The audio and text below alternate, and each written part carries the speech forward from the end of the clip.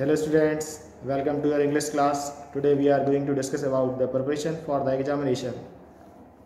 तो चलिए करते हैं स्टार्ट।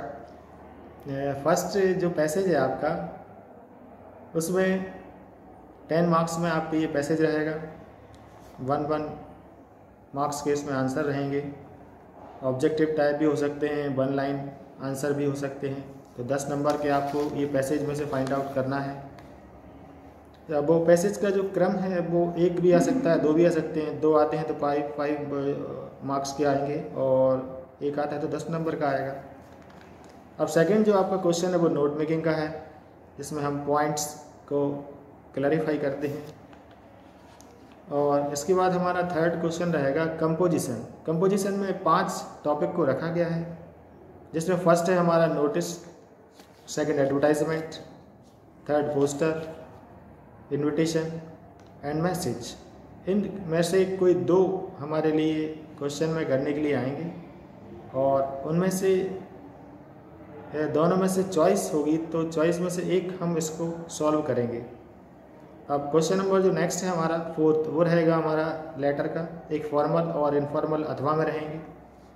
तो फॉर्मल लेटर की यदि हम बात करते हैं तो जो कंटिन्यूसली आ चुका है वो है lack of facilities and malfunctioning of the government hospital, और ban the use of loudspeaker. ये कॉमनली कई बार आ चुके हैं और भी हैं, जैसे complaint of postman, permission about historical tour और जॉब एप्लीकेशन है। अब इनफॉर्मल में चलते हैं तो 3 इम्पोर्टेंट लेटर्स हैं, जिनमें हमारा समर वेकेशन आता है, क्रिकेट मैच, कंपटीशन एग्जामिनेशन की प्रिपरेशन के लिए, ब्रदर या फ्रेंड को लिखने के लिए। तो ये 3 इनफॉर्मल लेटर हैं। इसके बाद हम चलते हैं क्वेश्चन नंबर 5 की ओर। तो इसमें आर्टिकल हमें लिखना है 150 वर्ड्स से 200 वर्ड्स की लिमिटेशंस में। इसकी जो रूपरेखा है वो निबंध हम लिख सकते हैं, इसके अथवा में निबंध भी आएगा। तो जनरली हम सभी विद्यार्थियों ने निबंध तैयार किए हैं और कुछ लोग आर्टिकल के लिए भी इंटरेस्टेड होते हैं। तो ऐसे में आपका value of games and sports, pollution और कोविड-19 जो कि अभी करंट टाइम हमारा काफ़ी निकला है, तो इनमें से कोई एक हमें करना है। 4 मार्क्स इसकी लिमिटेशन है। और अब क्वेश्चन नंबर 6 में आते हैं तो ग्रामर सेक्शन स्टार्ट होता है हमारा। अभी ये क्वेश्चन नंबर 3 से लेकर 5 तक जो था राइटिंग सेक्शन था। ये अब क्वेश्चन नंबर 6 से लेकर शुरू हो रहा है। तो ये ग्रामेटिकल सेक्शन है, जिसमें हमारा फिल इन द ब्लैंक्स में आर्टिकल्स, डिटर्मिनर्स, 1 वर्ड आंसर और हमारे जो क्लॉज हैं उनके भी 1 वर्ड आंसर इसमें चॉइस फिलिंग के लिए आते हैं। इसके बाद क्वेश्चन नंबर 2 है हमारा, जिसमें do as directed sentence frame making रहेंगी। सेंटेंस को इंटर ट्रांजेक्शन भी हो सकता है, मीन्स चेंज करना, प्रेजेंट से पास्ट में चेंज करना, पास्ट से फ्यूचर में ले जाना। फिर इसके बाद है इनको क्लॉज में चेंज करना। ये हम इसमें परिवर्तन करते हैं। तो ये 5 और 5 10 नंबर की हमारी ग्रामर है। इसके बाद हम चलते हैं और आगे क्वेश्चन नंबर 6 और 7 ग्रामेटिकल सेक्शन का था। हम क्वेश्चन नंबर 8 की ओर चलते हैं। तो ये सेक्शन जो है वो लिटरेचर का है। तो लिटरेचर में आपको एक आपका जो फ्लेमिंगो टेक्स्ट बुक है उसमें से पैराग्राफ एक्सट्रैक्ट लिया गया होगा, एक्सट्रैक्ट पैसेज, उसके आंसर आपको फाइंड आउट करना पड़ेंगे। जैसे फॉर एग्जांपल इंटरव्यू लेसन है अपना, तो उसमें एक पैराग्राफ उन्होंने दे दिया और पूछ लिया who expressed a criticising attitude towards the interviewer. तो हम आंसर फाइंड आउट करेंगे। तो हमने काफ़ी क्लास में प्रैक्टिस की है और इन लेसन्स की आप लोग रीडिंग भी कर लेना एक बार। इसके बाद क्वेश्चन नंबर 9 में पोएट्री सेक्शन है हमारा, पोएम्स। इनमें से 5 पोएम्स है आपकी। 5 पोएम में से स्टेंजर 4-4 लाइन की कोई भी आ सकते हैं।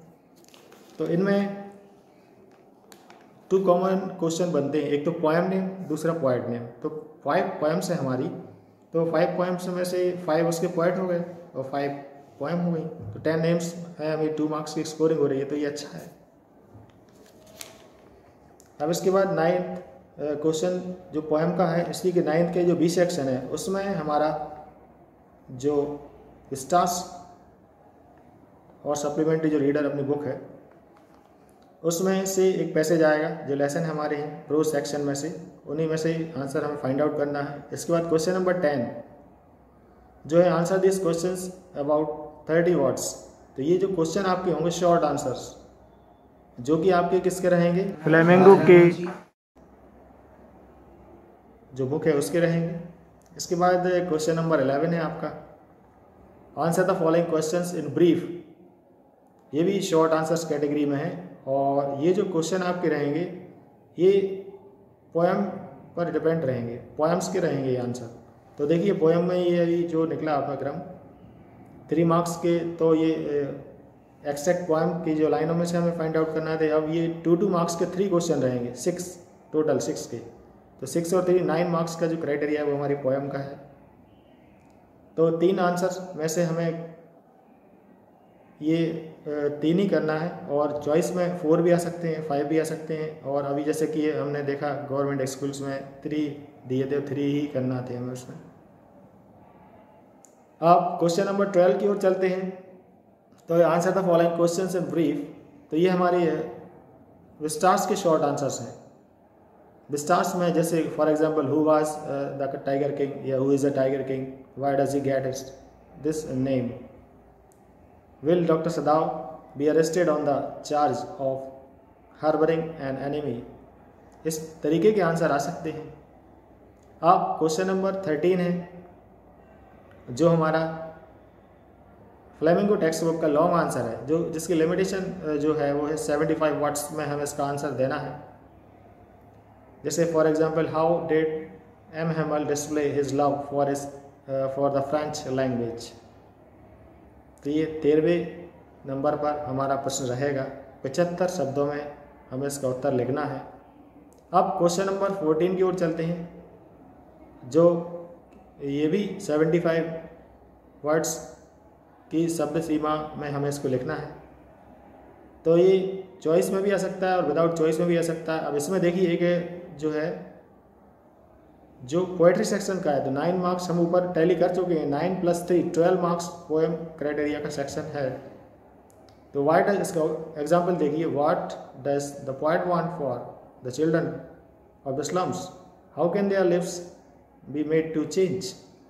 इस तरीके के प्रश्न आपको आ सकते हैं। तो हम ये भी कह सकते हैं central idea of the poem. 5 poem है तो 5 उनके सेंट्रल आइडिया हैं, उनमें से कोई 2 हमें आते हैं तो हम उनमें से कोई एक को हमें करना है। अब क्वेश्चन नंबर 15वां जो क्वेश्चन है हमारा वो है फिर से answer the following questions in about 75 words. तो ये देखिए 3 नंबर की लिमिट का आंसर है। तो अभी हमने जो लेसन पढ़े लास्ट के मॉमी और डेयरी वाला जो लेसन है, फॉर एग्जांपल एक क्वेश्चन हम बोलते हैं जैसे 75 वर्ड्स में इसका आंसर लिखना है, हु इज़ जो, how does she respond to her father's story telling. अब हमें 75 वर्ड में इसको लिखना है, तो इसकी लिमिटेशन को हम मापदंड बना के चलते हैं तो परिपूर्ण आंसर में हमारे पूरे पाठ का सेंस भी आना चाहिए।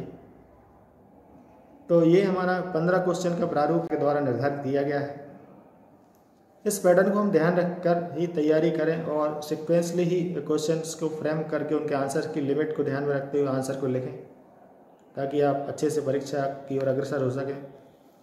तो इन्हीं शुभकामनाओं के साथ आपका जो समय अब आने वाला है उसमें आपका मानसिक स्तर और आपका जो पाठ्यक्रम इन दोनों का तालमेल अच्छा बना रहे, इन्हीं शुभकामनाओं के साथ थैंक यू स्टूडेंट्स।